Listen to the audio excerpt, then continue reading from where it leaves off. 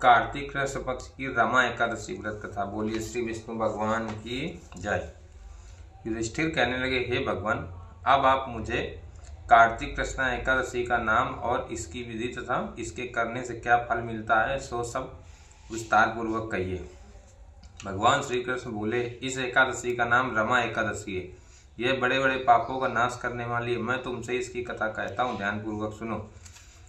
हे राजन, प्राचीन काल में मुचकुंद नाम का एक राज था। इसकी इंद्र, यम, कुबेर, वरुण तथा विभीषण के साथ भी मित्रता थी। वह बड़ा धर्मात्मा, विष्णु भक्त और न्यायप्रिय था। उस राजा की चंद्रभागा नाम एक कन्या थी।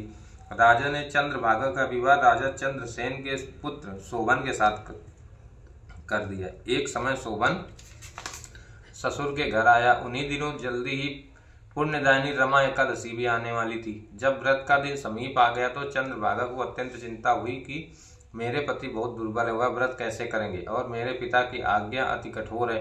दशमी को राजा ने ढोल बजवाकर सारे राज्य में यह घोषणा करवा दी कि एकादशी को कोई भी भोजन नहीं करेगा। घोषणा सुनते ही शोभन को अत्यंत चिंता हुई और अपनी पत्नी से कहा, हे प्रिय, अब क्या करना चाहिए? मैं तो किसी भी प्रकार की भूख सहन नहीं कर सकूंगा। ऐसा उपाय बतलाओ जिससे मेरा कष्ट बच सके, अन्यथा मेरे प्राण अवश्य चले जाएंगे। चंद्रभागा कहने लगी, स्वामी, मेरे पिता के राज्य में एकादशी के दिन कोई भी भोजन नहीं करता। यहाँ तक कि हाथी, घोड़ा, गौ आदि भी तृण, अन्न, जल आदि ग्रहण नहीं करते। फिर मनुष्य कैसे भोजन कर सकते हैं? यदि आप भोजन करना चाहते हैं तो किसी दूसरे स्थान पर चले जाइए, और यदि आप यहाँ रहना चाहते हैं तो आपको एकादशी का व्रत करना पड़ेगा। ऐसा सुनकर शोभन कहने लगे, हे प्रिय, मैं व्रत अवश्य करूंगा। जो भाग्य में लिखा होगा वह देखा जाएगा। ऐसा विचार कर उसने व्रत रख लिया और भूख व प्यास से अत्यंत पीड़ित होने लगा। जब सूर्य नारायण अस्त हो गए और रात्रि को जागरण का समय आया, वह शोभन को अत्यंत दुखदायी प्रतीत हुआ। प्रातः काल होते ही शोभन के प्राण निकल गए। तब राजा ने उसका दाह संस्कार कराया, परंतु चंद्रभागा अपने पिता की आज्ञा से सती नहीं हुई और अपने पिता के घर में ही रहने लगी। रमा एकादशी के प्रभाव से शोभन को मंदरांचल पर्वत पर धन धान से युक्त तथा शत्रुओं से रहित एक सुंदर देवपुर नगर का राज्य प्राप्त हुआ। देवपुर सुंदर स्वर्ण खंभों पर निर्मित था और उसमें शोभन को बहुमूल्य वस्त्र आभूषण भी मिले।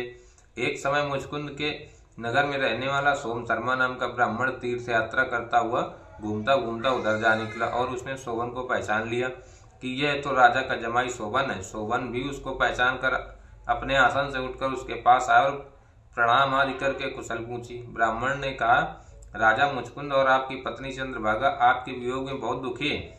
वैसे नगर में सब कुशल से। तत्पश्चात ब्राह्मण बोला, हे राजन, आपको अत्यंत आश्चर्य हो रहा है कि ऐसा सुंदर नगर जो न कभी देखा न सुना, आपको यह मनोरम अद्भुत नगर किस प्रकार प्राप्त हुआ? तब शोभन बोला, कार्तिक कृष्ण पक्ष की रमा एकादशी का व्रत करने से मुझे ऐसा नगर प्राप्त हुआ।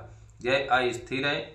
इस पर ब्राह्मण बोला, हे राजन, परंतु यह स्थिर क्यों नहीं है और स्थिर कैसे हो सकता है, सो आप मुझे बताइए, फिर मैं इसका उपाय करूंगा। शोभन बोला, मैंने इस व्रत को श्रद्धा रहित होकर किया है, अतः यह सब कुछ अस्थिर है। यदि आप मेरी पत्नी चंद्रभागा को यह सब वृत्तांत कहें जिससे वह उसका उचित उपाय करे तो यह स्थिर हो सकता है। ऐसा सुनकर ब्राह्मण ने अपने नगर में लौटकर चंद्रभागा से सब वृत्तांत कहा। ब्राह्मण के वचन सुनकर चंद्रभागा बड़ी प्रसन्नता के साथ बोली, हे ब्राह्मण देवता, यह सब बातें आपने प्रत्यक्ष में देखी या स्वप्न की बात कर रहे हैं? ब्राह्मण कहने लगा, हे पुत्री, मैंने मंदरांचल में तुम्हारे पति शोभन को प्रत्यक्ष देखा है, साथ ही देवताओं के नगर के समान उसका नगर भी देखा है। उन्होंने यह भी कहा कि यह स्थिर नहीं है, जिस प्रकार स्थिर हो सके उसका उपाय करना चाहिए। चंद्रभागा कहने लगी, हे विप्र, तुम मुझको वहां पर ले चलो। मुझे पतिदेव के दर्शन की तीव्र इच्छा है। मैं अपने किए हुए पुण्य से उस नगर को स्थिर बनाने का प्रयत्न करूंगी। सोम शर्मा ये बात सुनकर चंद्रभागा को साथ लेकर मंदरांचल पर्वत के समीप वामदेव ऋषि के आश्रम में गया। वामदेव ऋषि ने उसकी बात सुनकर वेद मंत्रों के उच्चारण से चंद्रभागा का अभिषेक किया।